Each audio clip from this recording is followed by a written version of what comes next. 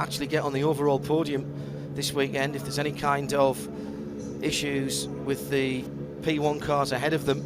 The Rebellion Lola cars must try and get a word with Bart Hayden this weekend. Just the one, number 12 car, Nico Prost, starting this race. So we have Prost, Senna and Brundle in the race at Interlagos, and all could win their respective classes. As the Rebellions were a couple of seconds at least off the qualifying pace. The grid has been cleared.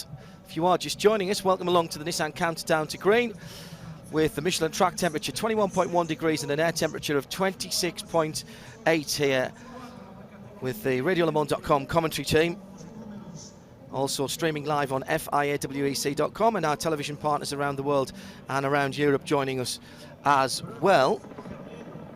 There was a very heavy accident earlier on today in one of the Porsche GT3 Cup races. And I'm afraid I don't have, a lot of people were following that, don't have any information on the condition of the driver who was extracted with some care from the remains of a Porsche GT3. We'll try and get that for you through the race. There was a lot of debris and dirt on the tracks between turns 13 and 14, between turns 12 and 13, excuse me. And I'm told that that has been cleared now.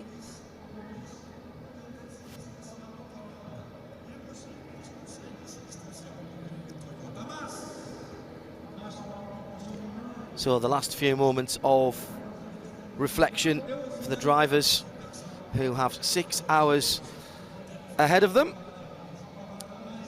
And a quick word, I think, with both of our other voices before we go on. First of all, to Paul Truswell.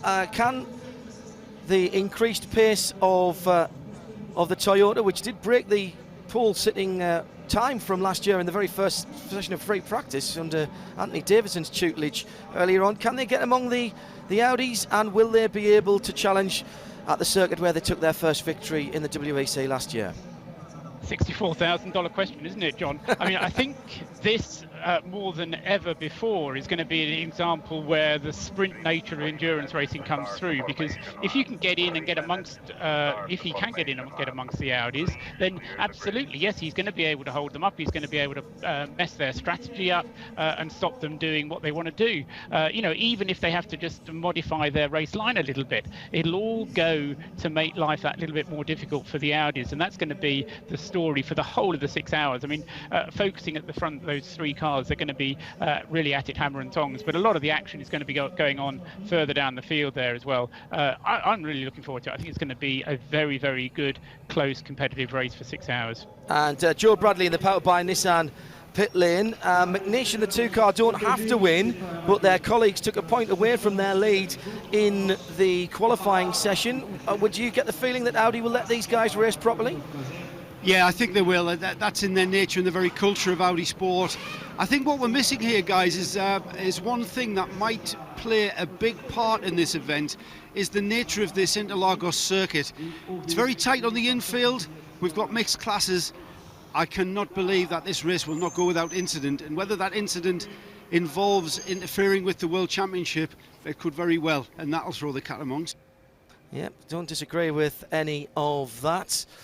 We're about to wave the green flag for the formation lap. Just over 4 kilometres, and as Joe says, a very, very difficult circuit to set the car up for. A couple of three actually very fast areas, and then the almost streaked circuit part of the infield. That is really requiring the cars to be set up with an immense amount of mechanical grip. Don't take my word for it though.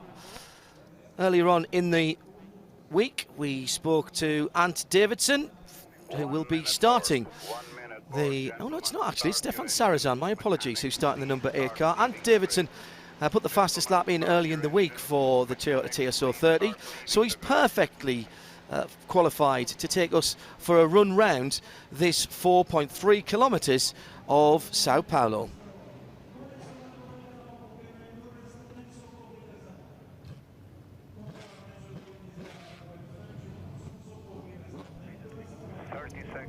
Start the formation lap. 30 seconds to start the formation lap.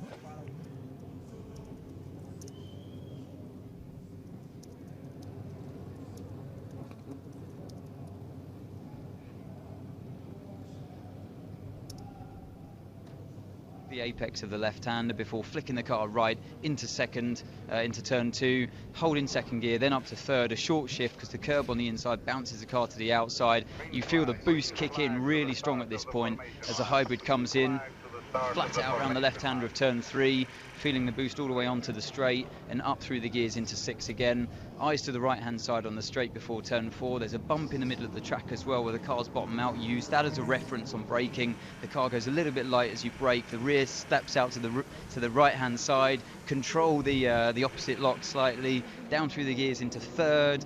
Then upshift as well into fourth, just on the exit as the car's just struggling for traction, but as the downforce comes in, you get a bit more grip, and then you're on your way around turn 5. A tricky corner, this one, to overtake cars inside or outside. You're never quite sure. It's a tough one for GT and the prototypes as well to know where to go. You sail up towards turn 6 as the track climbs and narrows as well at this point. Into 6th gear briefly before going back down into 4th for the brilliant right-hander of turn 6. You feel the G-force on your neck all the way through this corner. Feather the throttle, pump it a little bit just to feel where the grip is, feel the balance of the car at high speed, the only proper high-speed corner on the track, this one. And then you're almost bouncing off the limiter in 4th gear through there on the exit before slowing it down, still turning the car. Really tricky to not let the rear step out on you because of this into turn 8. All over the curb on the inside of turn 8 as much as you can in 2nd gear before flicking the car into the left of turn 9. Hold the control the understeer all the way through turn 9 as it tries to, as you go down the dip on the track, it tries to understeer away from you, and then right on the exit we get a small bit of boost which flicks the rear out, and you've got to control that as well. The TC not working great on that part of the track as the car's so heavily loaded. Up through the gears again into 4th before back down into 2nd or even 1st depending on the grip levels into turn 10. A really sharp right-hand corner, but somewhere where the car feels great on the exits. You get another good boost from the HV, and the traction struggles a little bit on the exit there as well as you up and over the crest, and then hold it flat out just about around turn 11. Again, another really difficult corner to judge when you're behind cars or in a traffic situation, but keep it flat when you're on your own all the way around the corner. Keep the car to the right hand side before braking yet again into the final proper corner on the track at turn 12. Now this one's really important to carry that momentum all the way up the hill. Don't forget you've got that long drive all the way up around turn 14 and 15. So 2nd gear is what I've been using today. Maybe as the track rubbers in, you'll get extra grip. You might be able to hold 3rd through there. But the HV again boosting phenomenal amount of power on the exit of there. You feel it more here, by the way, because of the high altitude. The engine struggles under the high altitude, but the boost stays the same. So that's where a lot of our advantage comes onto that straight. Once again, feeling the G-force build up on the neck all the way around the double left before coming back onto the start-finish straight. By side, gentlemen. Side by side, gentlemen. Eduardo Freitas following the track description by Anthony Davison. I've got goosebumps. The Audis are silver side by side, 1 and 2 as the clock starts, and we're racing at Sao Paulo down to the first corner. McNish goes straight around the outside. 6 hours of Sao Paulo. We have the 6 hours of Sao Paulo on the road. And straight away the Audis fall into formation with Stefan Sarrazin in 2nd place as the whole of the 28 car field gets going. But Alan McNish got a jump on his teammate at the start as they head down the short straight between the Curva de Sol and Curva de Largo, now dropping all the way downhill, and Alan McNish leads the motor race from Marcel Fessler in 2nd place. Sarrazin Prost. Mike Conway holds on to the pole position that he earned in the 26 car with Nick Manassian in 2nd, Baguette in the 35, Morgan in 3rd in the P2 battle. Looks like one of the Lotuses has made up a little bit of room as well. Dominic Kreheimer there battling for position in the GT categories. Mark Lieber's got to the front of the field and jumped Pedro Lamy. So it seems like the outside row of the grids going across the line were the ones to be on. Jimmy Bruni in 3rd position. Nicky Thiem has held on to the pole and the lead in the 95 Aston Martin from Paolo Roberti and Davide Rigon. McNish will lead the first lap of 4.3 kilometres here at Interlagos. Good start for the 2 Audis and a nice clean start as well for everybody down the field. Paul Truswell. Yeah, it was a clean start, wasn't it? But McNish has certainly put the hammer down very early on indeed. He wants to extend that margin, and what we were talking about before seems to be okay for Audi in that they're going to be able to play to their strategy now. They of course have got the higher fuel consumption. That will mean they'll be coming in a little bit earlier. Expect them in on 31, 32 laps, something like that. Just a couple of minutes gone of this race then, and Alan McNish has a second lead at the head of the field. The battle in the GT category between the Astons, the Porsches, the Ferraris. Really good start by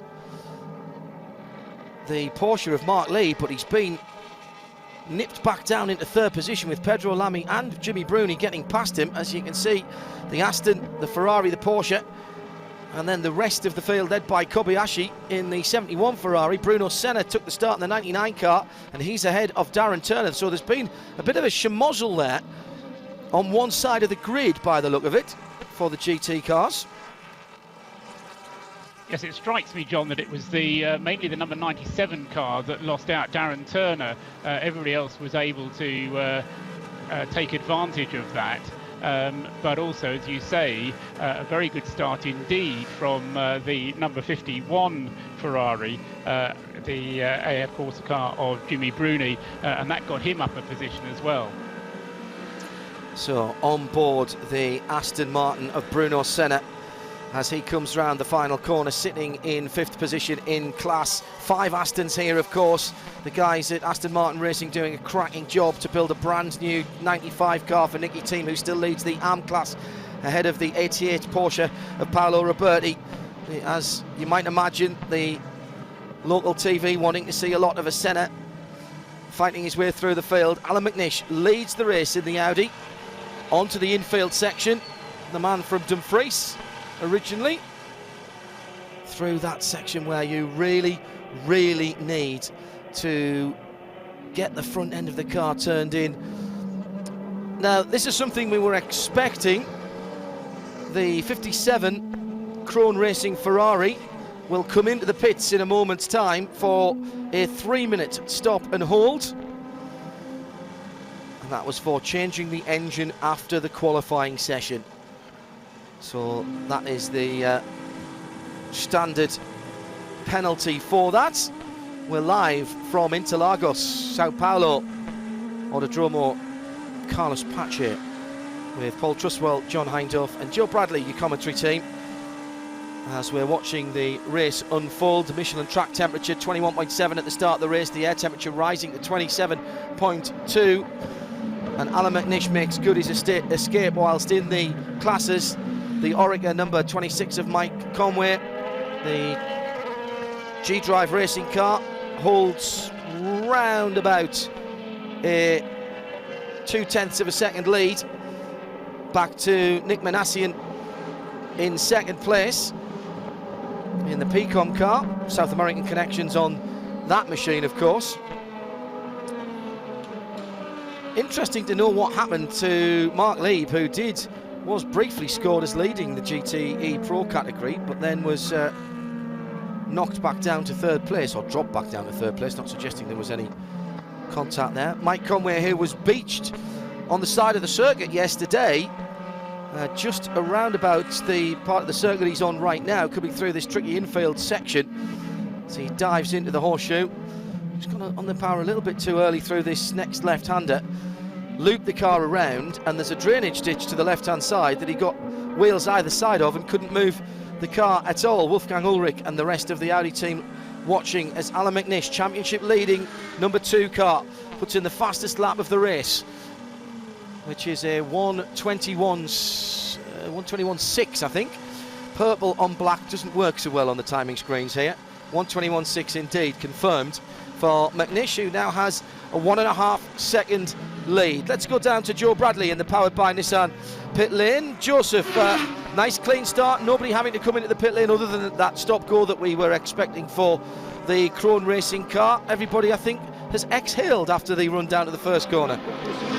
Yes, John, I'm going to get out of the way of the PA system here. That is very efficient and blasting out everything. But yeah, I think all calm and serenity down here. People just, the crew are all sitting about, conserving energy. Everybody was taking a little bit of a rest for the calm before the storm, no doubt, but we certainly had a clean start of the race.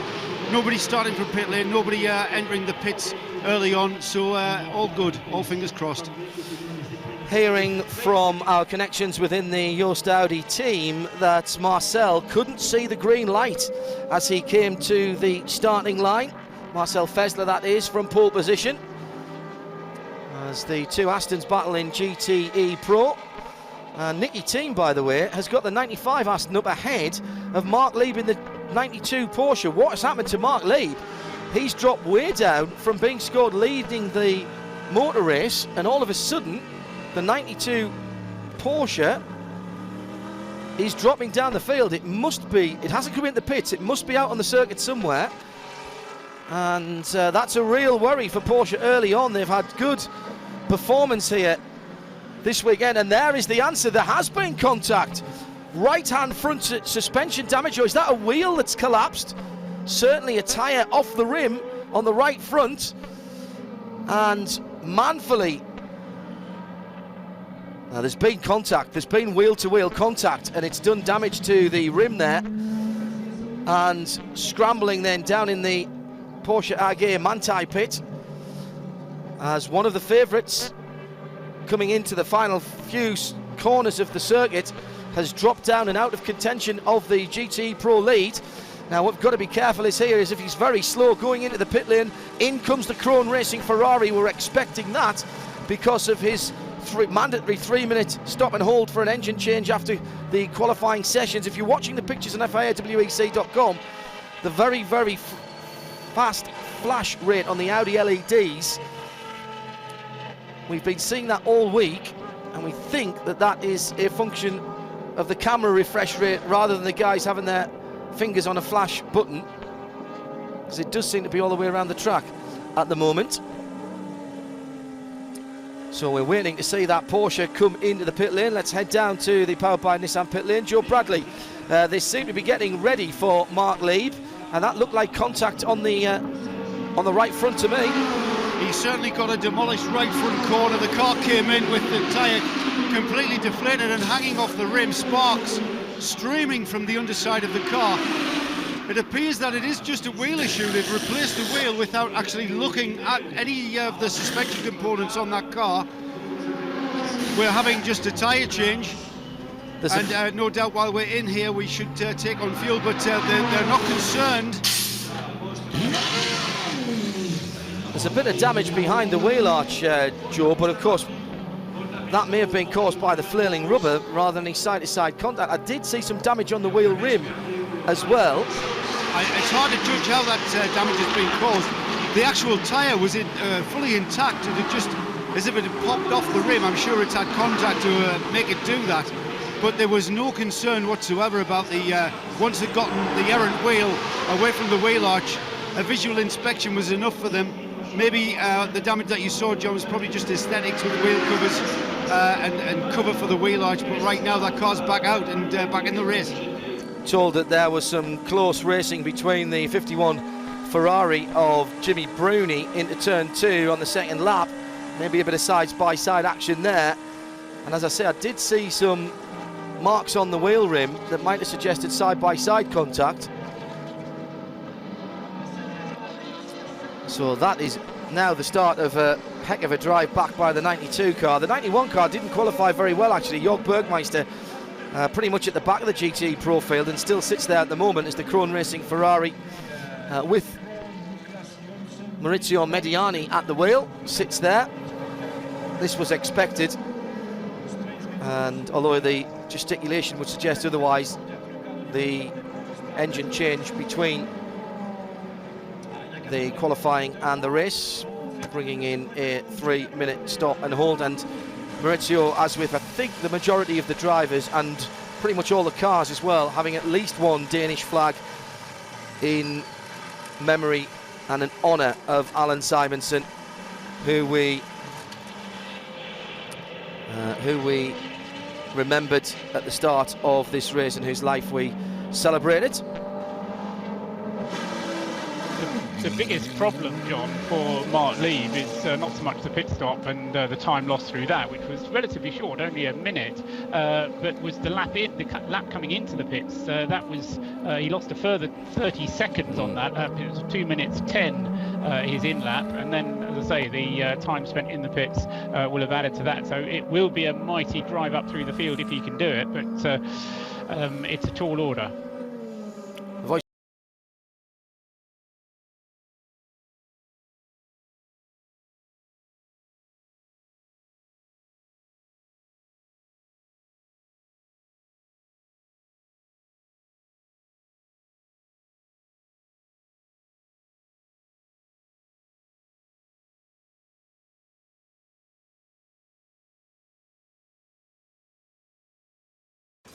Any time's a great time for a cold, refreshing Mike's. Really? Even while we're eating? Even if there was a secret cult meeting, or a really old sailor accused you of cheating. Cheater! It's never not a good time for a refreshing Mike's.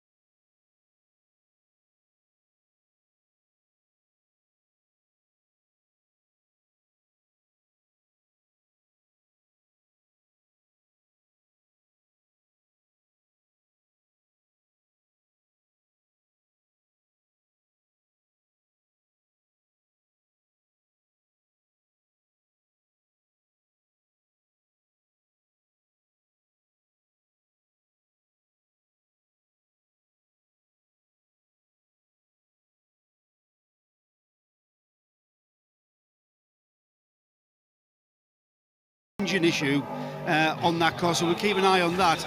But also a visitor to the pits is the number 31 Lotus, Christophe Bouchou, at the wheel of the Lotus.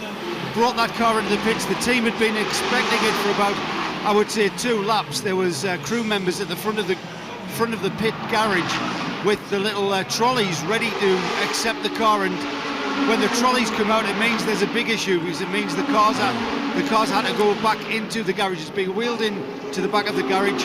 Christophe Bouchou's remaining in the car. It's definitely some kind of engine or gearbox issue. Let me sneak into the back of the pit. Joe, as well. I think it's a gearbox issue. Okay. They're actually topping up the gearbox fluid, so maybe it's some kind of drivetrain where they're topping the lubricant, the oil, the gear oil, is just above the diff. So it's probably transmission related from what I can gather there.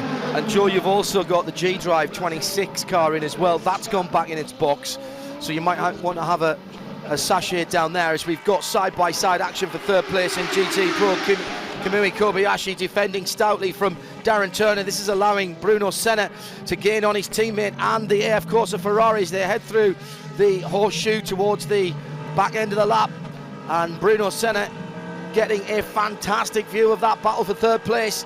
Third, fourth and fifth together now as they turn into the anti-penultimate left-hander and begin that steep climb up the hill. It's all flat out from here and through. Is the leader now lapping that battle. Alan McNish on his lap number 15, end of his lap number 15, is going to lap the GT Pro leaders. Now, can Darren Turner dive out to driver's left? He does so, just across the start-finish line, sticks the nose of the Aston in there, but Kamui Kobayashi super late on the brakes. He's nowhere near the apex on the left-hander though, and will have to dive back across. He's drifting that car around. He's not come out of the centre S's and through the curve of the Sol at anything like racing pace, and Darren Turner gets alongside. There's almost a touch, nothing between them. Senna is just in behind them as well, as here comes Marcel Fessler, but it looks like Darren Turner has got the pass made. He's got position on the inside, the left-hand side of the track, is the moving to the next left-hander, and he does get that made as the Audi of Marcel Fessler comes through. Very close and stout defending from the Ferrari driver, but Darren Turner was not to be denied, and we have Ferrari Aston now in GTE Pro. Good racing room given by everybody. I've heard racing directors say before, you need to give a car's width and an inch, and I think Kamui Kobayashi gave a car's width in about a quarter of an inch, if I'm honest, on that one. Bruno Senna now having a little nibble around the back end of that bright red. Yeah, of course, a Ferrari, as through comes Stefan Sarazan in the Toyota, and for a moment the hostilities are held up, but fantastic driving by both of them. Darren Turner right on the dirty part of the left-hand side of the track, but Darren not to be denied. Strong driving by both, but absolutely clean, and great racing in the first 40 minutes of this 6-hour race. Paul Truswell. Yeah, it's so difficult, isn't it, for the GT drivers, because not only do they have to judge how they're going to play those overtaking moves, but they also just have to keep an eye on the mirror, because coming up behind them was the battle for the lead, or not really the battle, but the leading cars, as you were describing it, John. And of course, that does affect the lead battle, because Alan McNish has now been able to open up very nearly 6 seconds of an advantage back to Marcel Fessler in the number 1 Audi. And in the Toyota, Stefan Sarazan, he's dropped away as well. He's 11 seconds off the lead now. He's not dropping away at a second a lap, but it's very nearly a second a lap. And so Stefan Sarazan in the Toyota, as we expected, not being able to stay with the Audis. Their only advantage is going to be that the Toyota is going to go a little bit further on the fuel. Question is how much, but 11 seconds is the gap now between second placed Audi number 1 Marcel Fessler and Stefan Sarazan in the number 8 car in third. That's the voice of Paul Truswell, RadioLeMans.com commentary team for FIAWEC.com and our broadcast partners around the world. And now it's Bruno Senna's turn to go wheel to wheel, door handle to door handle, and wing mirror to wing mirror with Kamui Kobayashi, who somehow holds the Brazilian Charger off, but he just can't get the Ferrari into the apex of the corner, as well as the Astons. Now, they are both on exactly the same construction and compound of Michelin tyre. The Porsches have something made specifically for them, but the Astons and the Ferraris use the same tyre, obviously in a very different way. And Bruno Senna coming up through the final corner onto the start-finish straight now through the pit lane entrance. He's dropped 2 or 3 cars lengths behind, as he had to give best to one of the prototypes that went through. Joe Bradley's in the pit lane, and I heard a wheel gun there, so somebody's getting serviced, Joe. Yeah, I'm afraid the number 50 lap of competition Corvette is back in. That problem, they've been able to find out exactly what it is. The car, and it's not good by the looks of things. The car's into the actual garage. The car is going up onto some high stands, which means that the team are trying to access the very underneath of the car. There's lots of inspection going on around the engine block, so whether they've got a leak or a temperature issue will still remain to be seen. The car has just arrived back here. I don't know if you've managed to get up to the 26G drive car, Joe. I haven't seen that for a while, and it's dropped off the bottom of my timing screen, so I'm not sure if that car's still there, but that was in the pit lane as well, of course. Hopefully we'll get a report from the 26 pit in just a moment or two's time, as Bruno Senna is looking for what is 4th position in the GTE AM category, and again a very wide entrance to the right-handed horseshoe corner in the middle of the lap from Kamui Kobayashi in that AF Corsa. Doesn't take anywhere near as much curb as the Astons through the left-handers as he begins that climb out of the amphitheatre up to the start-finish line. Joe and I were watching some old footage of the old circuit here, because we run part of that old track in the wrong direction now. You can pretty much see all of the old tarmac here. Indeed, when we came in on the shuttle bus the other day, we were on part of the old circuit. My goodness, what a challenge that was, and how long was it as well? Fantastic stuff. And there must have been as well an option to run just the very perimeter circuit of the old track, which can only have been ridiculously, blindingly quick. So let's run down then with 5 hours and 34 minutes still to go. So I deceived you earlier on. I was doing the maths the wrong way around. We're just coming up to the first half an hour of racing completed, and Alan McNish leads on his lap number 19 by just over 5 seconds. We'll do that in a moment because Joe Bradley in the Powered by Nissan pit lane has a report for us. Joe, where are you? Yeah, I've been making some inquiries, mate, and I'm down at the number 26 pit. The G-Drive Nissan car has been in. It's back out onto the track. It's had a spark plug change, so issues around the engine area for that car, but it's back into the race, so should be appearing back on your timing screen shortly, I would imagine. Thank you. And Paul reminds me it was the 25 that was the car in the pits, the Delta ADR, not the G-Drive racing car. Although having said that, where is the 26? 26 is leading. He's leading. LMP2 at the moment, John. Thank you, Paul. See, I was looking Mike for Conway at the wheel.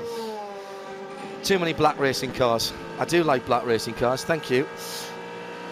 The Lotus number 31 has a somewhat more fundamental problem in terms of timing and scoring. Its transponder's not working at the moment. So the fabulous people at Alcamel are having to score that one manually at the moment. Interesting to see, Paul, that Darren Turner, having got past Kamui Kobayashi, 2 or 3 laps ago now, has closed the gap, which was a couple of 3 seconds, to Pedro Lamy, and is beginning to put his Portuguese teammate under some pressure.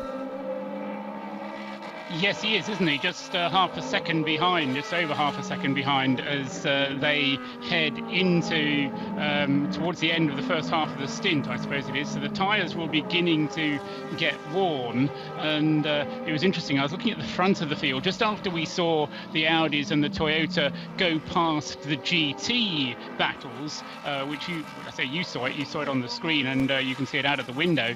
It looked to me as if the Audis and the Toyotas had some fairly clear track around them, but they weren't able to improve on the lap times. Fastest lap of the race still standing to Alan McNish that he set early on in the race, that 1 minute, a 1:21.621, the fastest lap of the race, but that one hasn't been beaten yet. That is still the fastest lap from lap number 4, and I suspect that's as much due to the tyre wear that's beginning to affect the cars. Of course, temperatures are fairly high, and we saw it last year as well, didn't we, at this race, that tyre wear was fairly high compared to some of the lower tyre wear circuits, such as Le Mans, for example.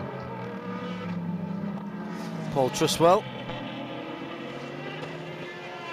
in his usual impeccable way, as this battle, adding to the spectacle of this battle for second and third, has gone Darren Turner now. And Bruno Senna not able to get back on terms with the Kamui Kobayashi AF Corsa. Ooh, big slide there by DT as he clears his teammate and begins to set off in pursuit of Jimmy Bruni, who's 6.5 seconds up the roads. The fabulous sight of the Aston side-by-side across the start-finish line, over that considerable brow and down into the braking for the Senna S, which is far steeper than television pictures ever can show. This circuit is much more undulating than TV pictures can convey, and that's not a fault of anything, it just is the case. Think of Paddock Hill Bend, and that is that drop down between the first 2 parts of the Senna S's, and again climbing up the hill at the end of the lap, same sort of thing. It is considerable. You would not want to cycle up it. Now Kamui Kobayashi is in full defence mode as Bruno Senna, I knew I would do that at least once this weekend, as Bruno Senna drops all 4 Michelins off the circuit for a moment in his attempt to get on terms and take the speed up to the start-finish line, unable to do it. And we'll have to wait another couple of corners. So let me do the rundown then. McNish leads from Fesler, 2 from 1 Audi. Sarazan 6 seconds back from Fessler, then Sarazan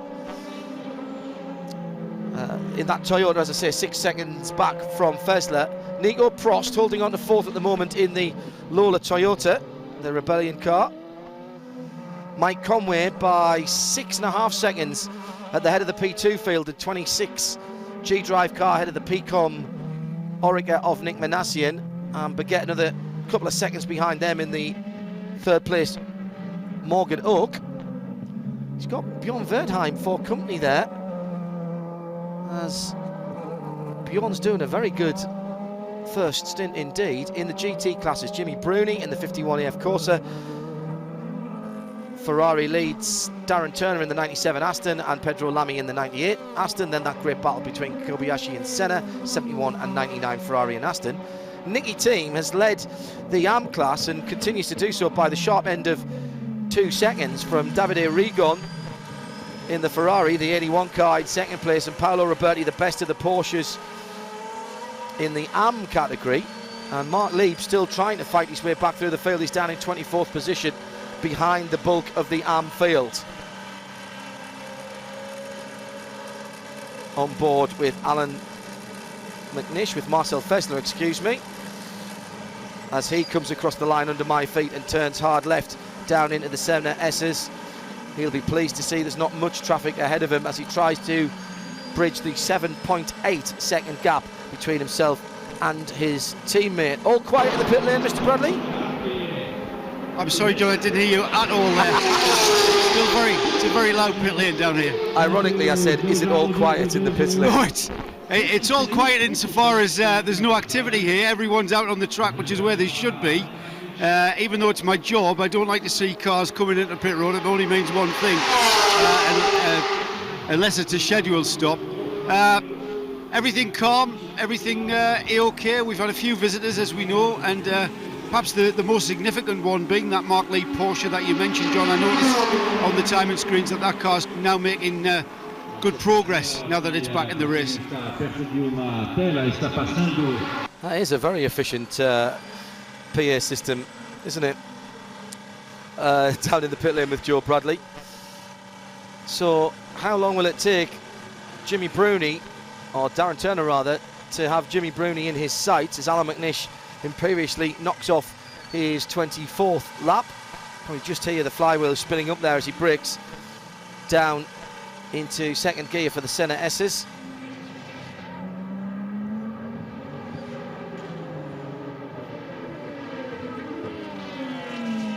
Third position at the moment for Stefan Sarazan, just coming up behind the AF Corsa Ferrari, which he, wow, disposes of around the outside of the curve of assault. At Specutainment, at Radio Le Mans on Twitter, the RadioLeMans.com listeners collective at RadioLeMans.com, the forum, going great guns. Guys, sorry, I haven't got time to check in there at the moment. Too much going on here and too many things for me to watch as we're listening to the glorious sound of the Toyota V8 on board with Stefan Sarazan. And Paul Truswell was speculating about the issues of the Labra Competition Corvette, which is back in the pits again. And Joe Bradley is down there. Has that just come out of its box, Joe? Yes, John, they've just wheeled that car out of its actual garage and onto the pit road. I'll get a word with the team and find out just what the problem was that they hopefully have now rectified.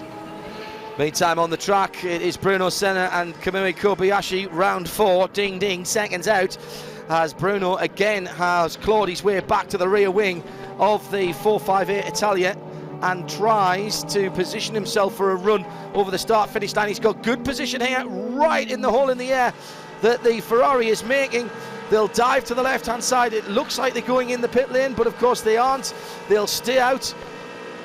And now can Senna dive to the left-hand side of the track under braking. He's put his car there nice and early, but Kobayashi is very good on the brakes, but he's overshot again. It's a super late apex he takes on that first part of the turn-in to the Senna S's. And just ahead of them, there's debris on the track. Someone has had an incident, And there's a car in there. It looks like the Toyota. It looks like the Toyota is in the wall. It is the Toyota. The Toyota is in the wall. Stefan Sarazan has crashed out after just 35 minutes of this race, and he was taken out by another car. It looks like one of the Lotus. It is one of the Lotus. Terrible driving by the Lotus driver. Leader, slow down. We are going into safety car operation. Safety car, John, safety car. Pit entry is closed. Leader, slow down. Leader, please slow down. We have an accident at T3. Eduardo Freitas on the radio there, being absolutely clear to get McNish to slow down. It was the 32 Lotus with Dom Kreheimer. We have an accident at T3. Leader, slow down to safety car pace.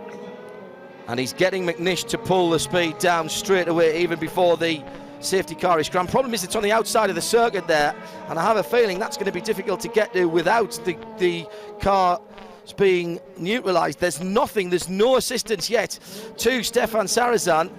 Dominic Kreheimer, not aware of the third place car going round the outside of him, and just pushed him straight off the circuit at full speed, and still no assistance. The ambulance is arriving now. This was outside of the Curve de Sol, turn number 3. The door is open, the left-hand door is open on Stefan Sarazan's car. He's pushed that open. The onboard was still working,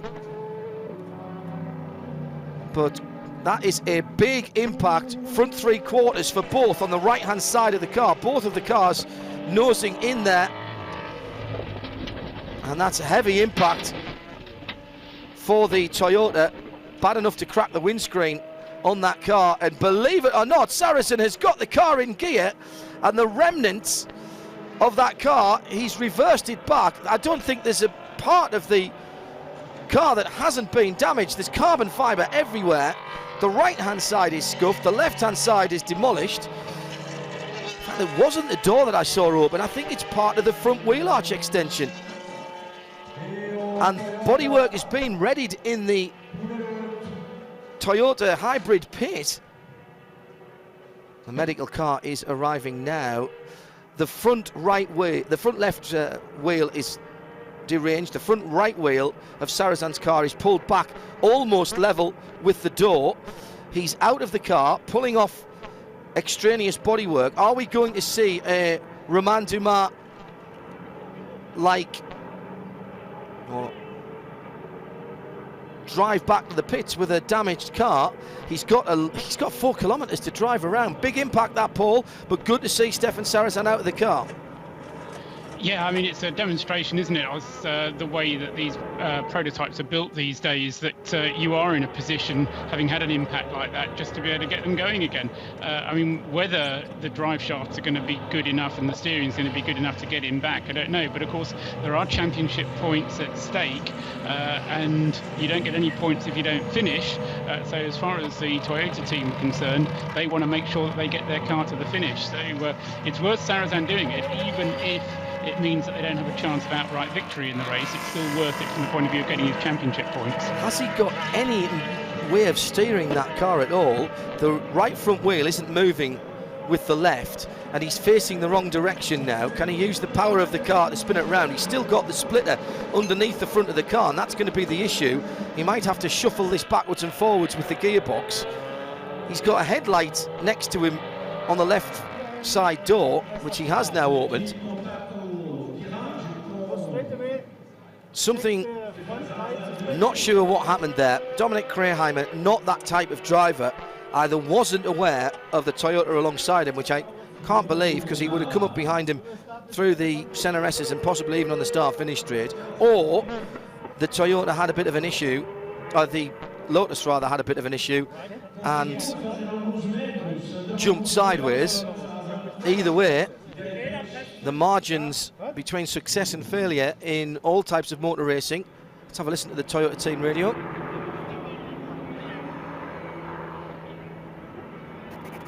Restart, I keep try, okay? Yes, you can restart. That was the voice of Mathieu Lenel, one of our regular contributors on our Toyota Tech Talk feature. There's Mathieu on the right-hand side of the picture with one headphone off. He is talking to Stefan Sarazan. And the car's fired up. I can hear that in the background. He's trying to spin turn the car to get it facing the right direction, and he can't do it because the right front wheel isn't attached to the steering rack anymore. Looking back from one Audi, the safety car, to another, the leader of the race, Alan McNish.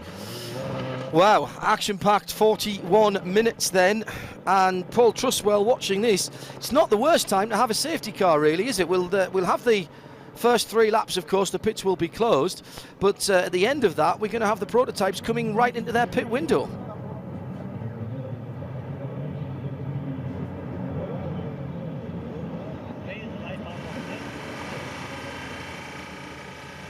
So the field goes past us.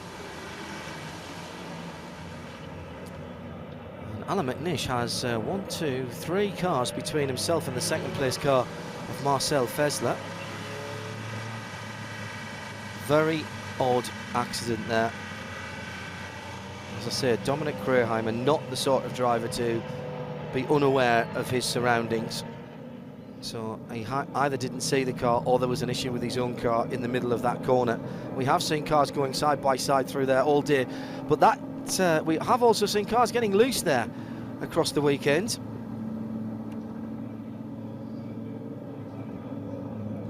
Paul Truswell in our Surrey data centre. I really like that. Oh, hang on a second. Push the clutch. Don't push the clutch. Neutral, engage the neutral. Just a noise.